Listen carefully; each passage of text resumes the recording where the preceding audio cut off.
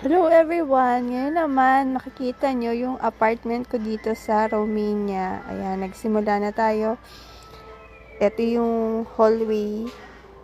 Makita nyo meron siyang mirror na malaki. Malaki talaga yung mga apartment nila dito sa Romania. At saka napakalaki ng space niya. Tsaka yung bright yung sunshine. Nakakapasok talaga yung liwanag ng araw. Nakita nyo, ang laki-laki ng kwarto ko. Sa akin lang yan. May TV pa. Tapos yan yung pinaka-living room niya, 'di ba? Napakalaki, kararating ko lang yan. Andyan pa yung mga gamit ko, hindi ko pa naayos. May 55 inches pa akong TV. At saka yan, yung aking magiging desk. At saka may malaki siyang balcony. Pasok tayo sa balcony.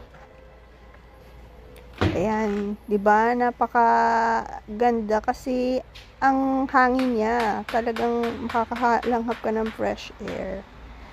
Tapos may mga greeneries, 'di ba? Sa Philippines, nako, medyo maliit ang aking doon sa bahay. Pero dito, yun mga maganda dito. Talagang malalaki talaga yung mga apartments nila. Yan.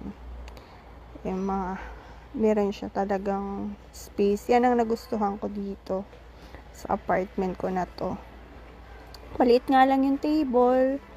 Yan, pasok tayo uli sa kwarto. Yan yung TV. Tingnan natin yung bitana. Nasa labas yung niyan eh. Meron siyang playground. Kaya medyo maingay nga pag nakabukas yung bintana. So, ang laki, diba? Ang laki ng kwarto. Then, punta naman tayo. Yan yung hallway. Punta naman tayo dito sa kitchen niya. Ang ganda niya. Malaki din siya. Kita nyo naman, maliwanag siya. May heater na rin sila dito. Yan yung dishwasher nila. Hindi ko pa actually marunong mag-operate niyan eh.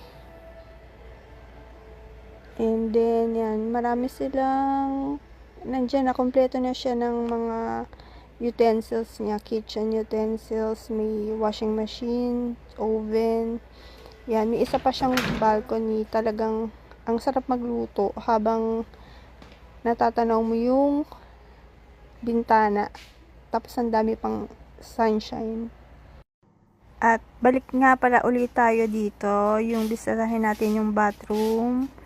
Yan, kita nyo, meron siyang bathtub. May mga sabitan na naka-install na siya. Shower head. Yan. Tsaka yung toilet bowl. Meron din siyang, yan, wash area. May hot and cold na rin na water yan ah. Yan, may exhaust fan din siya sa loob. Wala pang laman yung mga cabinet kasi more on dishes lang sila dito. Wala nga lang bidet.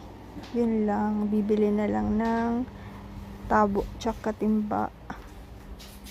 Or tabo na lang. Check naman natin uli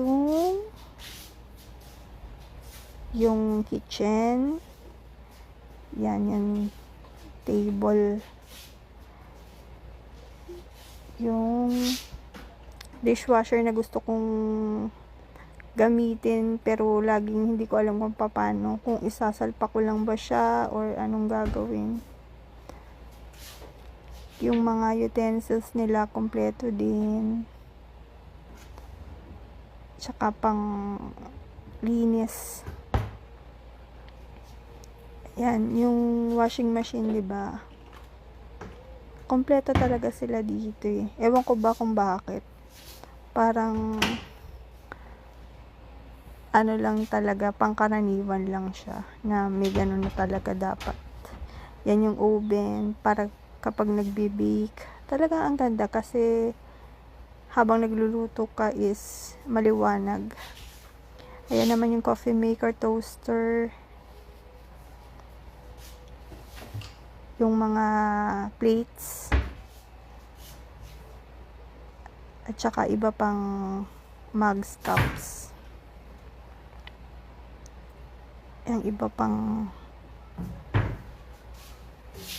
condiments.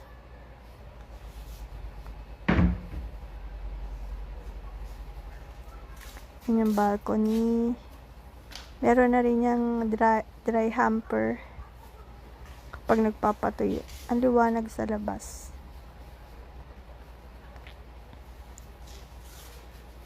Sarap tumambay.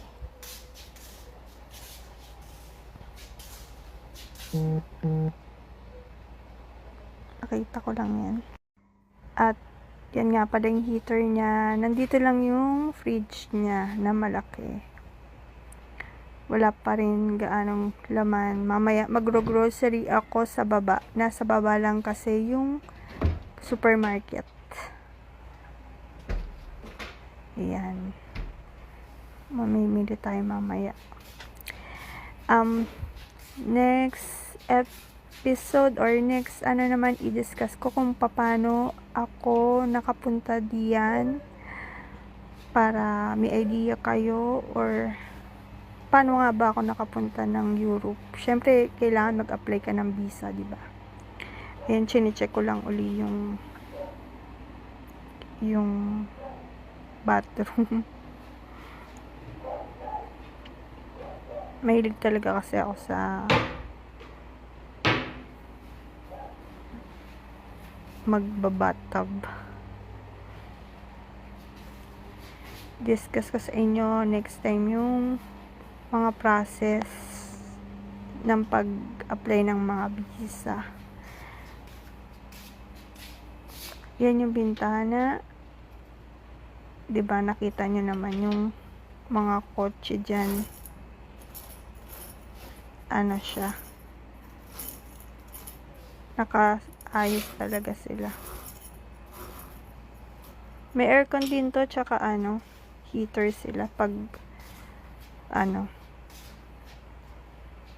winter tsaka summer para ikaw na mag-adjust.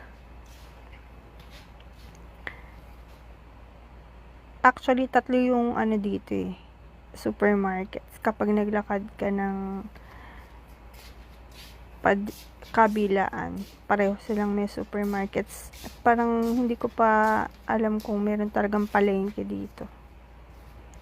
Ayan.